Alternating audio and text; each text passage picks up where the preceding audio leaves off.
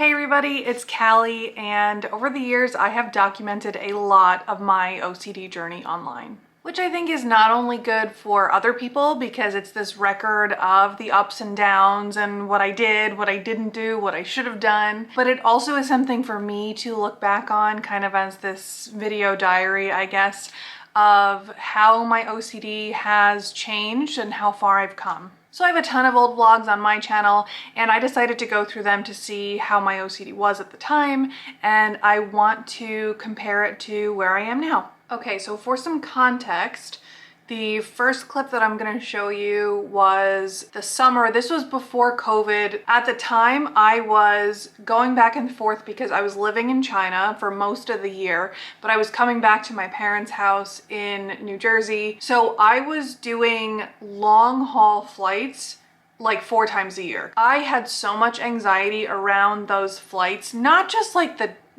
trip, like going somewhere, but the actual flight itself, because being trapped on a plane was like really hard for me. I would have a lot of trouble adjusting both when I was in New Jersey for, you know, those first couple weeks and also when I was back in China for those first couple weeks. I really struggled with this, and fortunately for us, it's something that I documented pretty well. So this clip here, I had just come back from China for the summer and I was not maintaining my OCD the way that I should have, and I was paying the price for that. So let's see what happened. In the span of maybe 2 days, called at least 20 different doctors. Of them, 3 called me back. I called crisis hotlines, I called medical centers. I was thinking, you know, the only thing I'm gonna have to go to the emergency room. But yeah, for a couple days, it was pretty rough. I didn't want to be around anybody, didn't want to see anybody, just wanted to be alone. One of my main things I know that I struggle with is being avoidant when my OCD gets bad. This was a pretty significant lapse. I think it was like the biggest one after I considered my OCD to be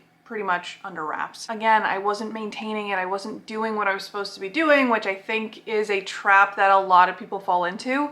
They start to get better and they're like, oh, well, I'm good now. I don't need to like maintain it. But OCD treatment is all about maintenance, right? So it's something that you still have to maintain. You can't just wait until it's really bad and then try to face it. It's really something that you have to work on when you feel well.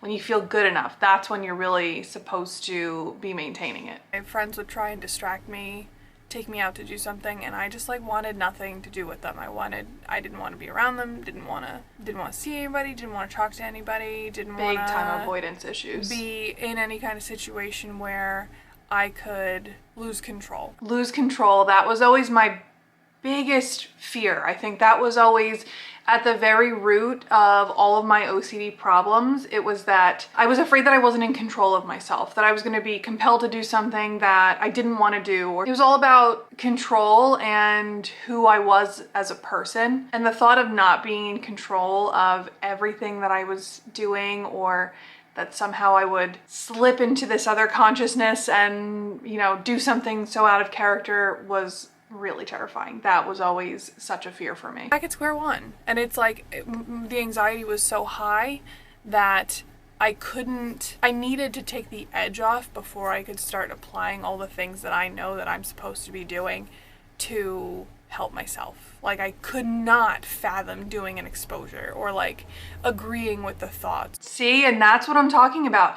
At this time, very self-aware of me, I think, to know that I was not in a place that I could just jump right into doing some kind of really intense exposure. Or I always talk about the toolbox that we're trying to build when we're working on managing our OCD. I knew that I, at this time, had not been maintaining that toolbox, so I wasn't ready to reach into it. And I was paying the price for it, for sure. Or even just going about my day, like I couldn't do that. I wasn't, you know, I was not there yet. I'll, you know, smile and say hi to a neighbor or somebody while I'm riding my bike, and then I'm thinking to myself, I'm like, wait a minute, am I just being nice, or am I trying to convince them that I'm not a bad person, like that I'm not capable of the things. This will creep into every fiber of your being. This will creep into every interaction you have. It will make you think that you're a bad person, and it will make you think that your life up until that point you feel like had been a lie. It had been some kind of act for this very elaborate play, and you were, the main character, and you'd fooled everybody, including yourself. And that's, I think, so scary to think that, to feel like you can't trust yourself. I'm afraid that I'm capable of. So that's kind of where my mind has been these past few days. I know that if I let it control me, or if I let it influence what, I do, then it's just going to get bigger and bigger, and the things that it's going to take away from me are going to get bigger and bigger. Last week, when I was like, there's no way I'm going back to China. Like, absolutely no way. And I think in that moment, like, if my flight had been booked for that day, I wouldn't have gone. One thing I am very proud of myself for, I was always very cognizant, like I said here, that I knew if I started to let my OCD dictate what I did or didn't do just in my daily life. And I was referencing, I had a trip planned, a trip that I do every year to Cape Cod with my friend. And then a couple weeks later, I had one of my friend's weddings. Those were relatively, those are small trips compared to like going back to China or something. I knew that if I started to avoid doing these smaller things, it would build up and it would get worse and worse and worse. And I might eventually say, well, I'm not going back to China. Like, I'm not going back to school. I'm not going to do this. I'm going to let it dictate what I do with my life. Even now, it doesn't, I am so careful and aware that I can't let it control what I do or don't do, because it's very easy to make an excuse and say, well, oh, I don't want to go to this thing. It's a lot of trouble to get there, or I'm tired. I don't want to go out. I don't want to do XYZ. But the more you start to do that with smaller things, you'll find that the more it starts to happen with larger like life events, things that you really should be doing. I certainly didn't want to do that, because I know that giving into compulsion like that is just not in my best interest. Anything that I think in that moment when it's really bad, if it's going to make me feel better, it's probably a compulsion. Today I'm flying out back to China. I had a really, really anxious night. Every essence of my being is like not wanting me to get back on the plane. If I could snap my fingers and be there, that would be one thing.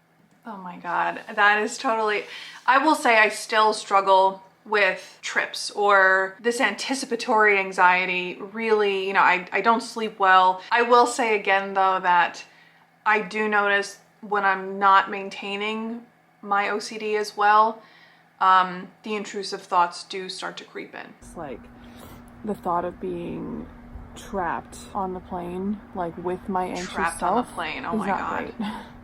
Really, I'm not looking forward to that. Gotta do what you gotta do, I guess. That was not a fun flight. It was. I can tell that this was between a layover. So I would fly from Newark to Shanghai, and it was maybe like 13, 14 hours. I don't know, I can't remember. But then I remember I would always have some kind of layover. Then I would fly to the city that I lived in, which was in Guiyang. It would be like a 3-hour flight after a long layover, after a long like 13, 14-hour flight. And I do not do well on planes. I do not sleep. I still hate that. I still hate the idea of a long haul flight. I have since then, since COVID and the whole thing, like I couldn't go back to China. It was like a whole big thing. But since then, I think last year, I went back to China. I had a great time. Everything worked out. Just high anxiety the entire time. And I'll talk more about it like when I get home. Not my best. Not my best day. You guys know that recently I've been having a hard time with OCD. It's been, my anxiety has really not been under control. Honestly, really dreading coming back here. 1, because of the flights, 2, just because I'm so far away from everybody. That's why I think it's so important to set up a support system that isn't dependent on the location that you're in. So, people that you can talk to that aren't necessarily like people you have to see in person. I found that doing that really helped me. So that's kind of not great. I was okay, honestly, for most of the long flight here. That I had read a story about the girl who opened up the like emergency exit during the flight and like jumped out. So that's like been on my mind. Like it never even crossed my mind that like you could do that or like that I might do that, you know, during a flight. But of course, knowing that like it could happen, I started obsessing about it. You know, that's like where my OCD went for a lot of the audacity of me to think that I could open up the emergency exit while we're like flying over Siberia. Pretty sure that's not physically possible. It's just funny that my anxiety was like, oh, but you might be able to do that. You might do that. I think the person that I had read the article about, there was like no similarities between distance they were going, the plane that they were on. It was like a small little, like, I don't know why I thought that I was going to be able to do something like that. Or I don't know. That's just, you know, the delusions that my OCD was feeding into and saying, but you might do that. Kept thinking about it, and I was like panicking really, you know? So I was like trying to listen to podcasts, trying to play like games on my phone. Couldn't really focus on like movies and shows. I think something I noticed here, I was big into distracting myself. Really try not to do anymore. I try to just, I've learned to sit with the anxiety, agree with it, acknowledge it, say, okay, that's there, that thought's there. Whereas I would really try to avoid it and I would really try to distract myself, which I'm gonna give myself that grace for, because again, as I even said in these vlogs, that I was not in a place where I was maintaining anything. I was not in a place, I was not ready to accept it or acknowledge it in the way that I can now. So I think that comes with time, that comes with practice, that comes with the work that goes into maintaining your OCD. Those and stuff, so I didn't even bother really with that. I made it, and every like bit of my being is regretting the trip that I have planned that I told you guys about, this like mystery destination that I have, you know, planned because I know that I have to do this all again in like a few weeks. So you guys, the benefit, I guess, of watching all these vlogs back, you get to see. So from China, I was flying to this mystery destination, which was Russia. So this was back in, I don't know, maybe 2018, 2019. Feels like it wasn't that long ago, but was like 6-7 years ago already. Yeah, I was really anxious about it, but going to Moscow had been my like bucket list trip ever since I was a little kid. Again, going back to, I knew that if I didn't do those smaller things earlier, like go on vacation, go to my friend's wedding, go back to China, I knew that I was gonna have a really hard time going on this trip that I had wanted to go on for a really long time. That said though, I still acknowledge that I knew I was probably going to have a hard time again traveling. And I did. I had a hard time. But in the next clip, I had a layover in Beijing before I went to Moscow from where I lived in China. So I had, I think, 2 nights in Beijing and then went on to Moscow. Like I have tonight and tomorrow here. I've been to Beijing a million times. I'm not really looking to like sightsee. I don't need to go to the Forbidden City, and I don't need to like go to the Great Wall of China. That's cool. I survived. I'm here. I'm gonna try and make the best of it. At least while there's some daylight left before it gets dark and I start to feel really anxious. See, I don't know why whenever the sun goes down, that was always the worst time for me. That has always been true. And I knew it, like I was always aware of it. I'm like, oh, I better enjoy the daylight hours before the sun sets and my anxiety comes back. And then I literally cut right into my panic attack that night. It's just having my first panic attack. Very nonchalant. Like, I knew this was gonna happen. You know when it feels like you're like in a dream? Weird. Feels like my tongue, like in my mouth, isn't even mine. I was talking like that because my mouth was like frozen. It's so weird. I know that I'm not going crazy, that it's gonna pass, but I'm gonna feel like myself again. I just want to go home. It's gotta be almost done. I'm sorry I look like this. Good morning. I survived. What is this?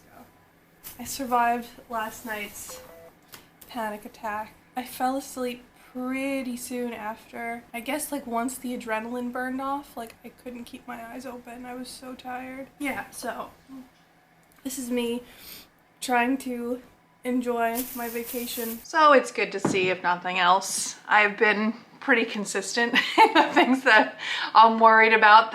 It's funny watching these things back and seeing I was still worried about losing control. I was still worried that I was gonna go crazy. I was still worried about doing something that I didn't want to do, but I was going to be compelled to do or something. It's really interesting seeing these vlogs and knowing how I was feeling, remembering how I was feeling, looking back on it, watching myself feel this way and try to express how I was feeling, and knowing that if nothing else, I can never go back to the place that it was so bad where I didn't know what it was, because now I always have that knowledge of knowing that it's OCD, knowing that I can enact the things that I know how to do, knowing that I can refer back to that toolbox that I'm always talking about building through ERP or exposure and response prevention, knowing that I will never be that bad again, because I at least have the knowledge